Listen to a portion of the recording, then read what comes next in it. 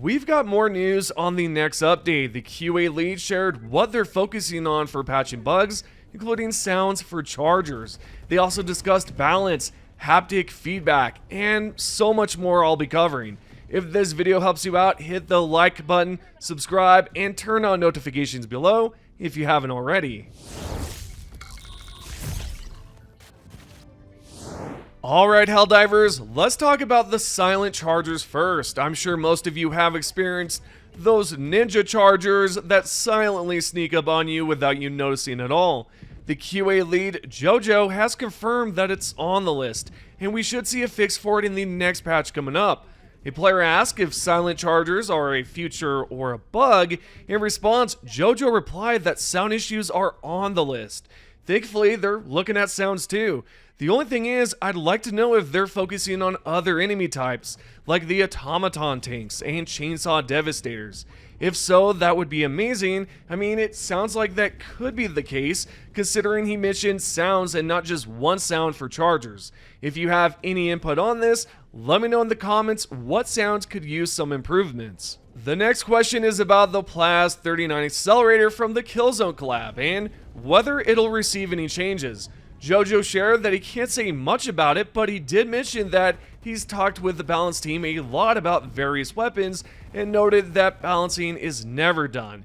Interesting. We don't know if there'll be any changes for weapons in the upcoming patch, but balancing is something they're always looking at, and it seems we'll certainly see more changes for weapons in the future.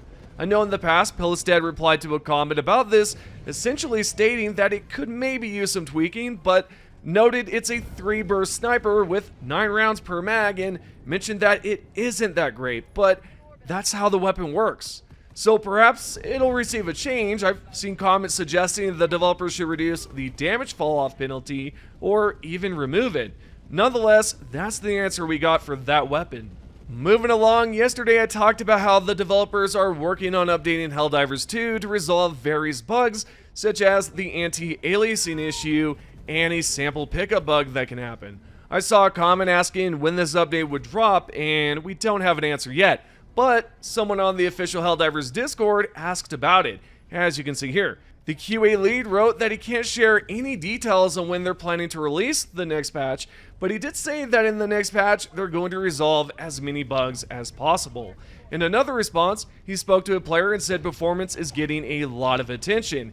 He also replied to a player who asked if they'll fix the FPS, saying they're working on it. So whenever this next patch drops, it seems like it'll be a small patch that resolves a lot of issues. I wouldn't expect this one to be a large patch, and I don't think it'll include any new Illuminate factions either. I believe right now they're focused on fixing the game up and getting it into top tier shape before they reveal a big patch, such as the Illuminate faction and whatever else they're planning for us. Since I just brought up performance a couple of seconds ago, what about the Steam Deck? Are the developers planning to look at it? Maybe. Here's what the QA lead, Jojo, had to say in response when a player asked about it. He wrote, "Potentially, I don't know enough about the Steam Deck hardware. We have no official stance on Steam Deck, I believe, but we definitely would consider it a problem if Steam Deck performance degraded. The Steam Deck is awesome, I love mine." You can see there's no clear answer on whether they're going to look at it, but I suspect they will eventually if they get enough player feedback about it. I personally don't own a Steam Deck, so I can't say anything about it, whether the performance is good or bad on it. If any of you out there play Helldivers 2 on a Steam Deck, let me know what's going on with performance. I also recommend that you send in a support ticket over at Arrowhead's Zendesk site, which is their support site. I'll leave a link below with the sources so that if you want to, you can submit a ticket. It will let the devs know what's going on, and it would help tremendously for those experiencing performance issues, if there are any. Anyways, continuing onwards, there's a question about haptic feedback for PlayStation controllers, and I don't know if this will interest some of you, but I think it's worth talking about in today's video. Helldivers asked if they're aware that the Flam 40 is not producing any vibrations on controllers. Jojo replied that he remembers hearing something about the rumble being broken, and that he'll get back to the diver who asked about the bug. A few moments later, he replied with this and said, "We have a couple of issues for haptic feedback logged. Once I'm off lunch, I'll review." Yeah, so they're looking at controllers and haptic feedback too. All I've got to say is that you've got to love this team so much. This fella is responding to questions on his lunch break, and that's some true dedication. I'm thankful that we have a gaming studio that's willing to take time out of their lunch to answer questions, when in reality they don't have to do that.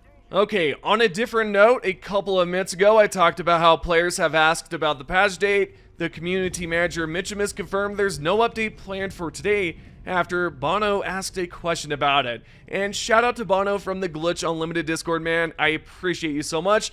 Anyways, I'm sure it's obvious that there's no patch, considering they usually update the game around 3 AM or 4 AM, depending on your time zone. Speaking of patches, there's a great question from a diver who wanted to know how long it took to develop the Illuminate faction in their current state. The community manager Baskinator wrote, "A long time of continual polishing and reworking and conceptualizing, they've come a long way." There you go. If you didn't know, it took a bit of time to get the Illuminate faction working. I believe in a developer stream about a week or two ago, they talked about how they had to figure out pathing for the Volus because the AI pathing would only travel on sidewalks instead of roads too. Also, if you didn't know, Disco Garage Games helped develop them as well, which is cool. I'm sure some of you recall how I spoke about that in a different video. Switching gears, there's a response from the support team about known issues. A diver brought up how they've sent in multiple videos as proof of bugs, and this diver mentioned getting some sort of copy and paste answer. So, B Vitamin, the support team member, replied with, "Not every bug is going to be added to the known issue list. We're aware of many times more bugs than are on that list. But for the sake of keeping the list short, easy to maintain, and concise, it's only kept to confirm known issues which we've reproduced and intend to fix. If a bug isn't there, it doesn't mean it's being ignored. If you got a reply that says we've passed it on, or we're aware of it, we meant it." The nature of support is that you're going to get a lot of the same questions and inquiries, many of which have the same response. It's just efficient for us to keep the most common replies on hand to paste in. It helps us answer more tickets instead of writing the same reply 100 times a day. That's the response B Vitamin gave, and to be honest, B Vitamin isn't wrong here. They've got their own list of bugs that they're aware of, they just can't share the entire list of issues they know about. With that said, if you have submitted tickets in the past to the support team in hopes that the developers will fix it, just know that they are aware of what you send in, like B Vitamin has stated. It just takes time to get those fixes rolling out. I'm sure it sounds easy to be a developer, however, I'm pretty sure it's quite difficult to code and figure out how to patch bugs, especially if the bugs are hard to replicate. Overall, take it easy on the support team, they're trying their best.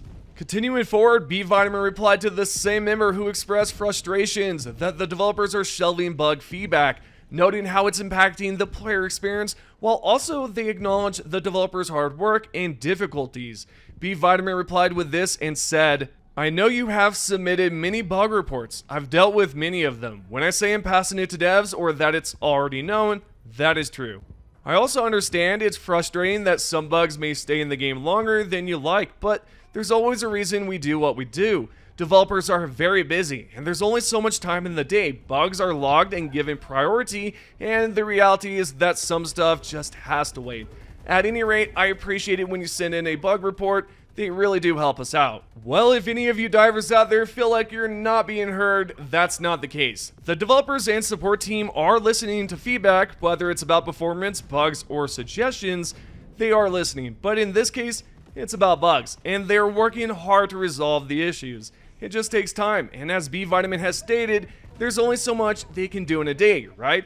We must remember they have families and their own lives. Sure, it's their job to develop Helldivers 2 and, fix issues, but time is a big factor, and their studio is fairly small, so it's going to take time to test bugs, identify the cause, and then figure out a way to code a fix so that the bug doesn't pop up again.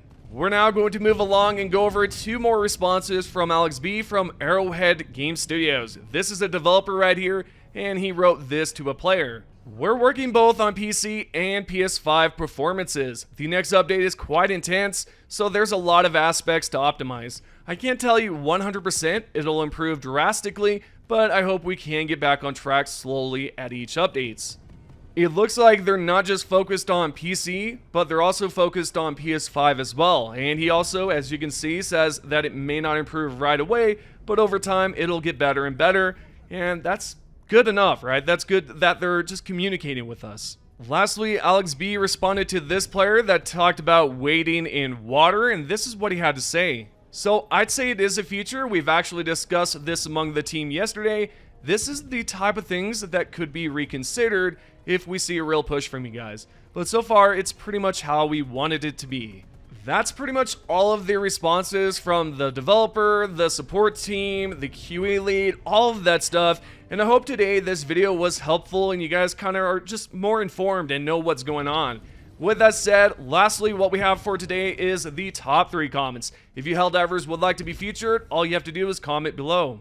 The first top comment comes from Non-Toxic RV. Sometimes I forget to enjoy a game for what it is at its core. The term live service sets the expectation of constant updates and patches, but I'm just glad we have Helldivers 2 to begin with. The greatest thing about Helldivers 2, at least in my opinion, is that it's cool that you can just play the game, turn off your brain essentially, and just have fun. It's not really about the content. Sure, it would be nice to have some new missions and different factions, or at least new factions for the Illuminate, but at the same time, it's just fun to play it.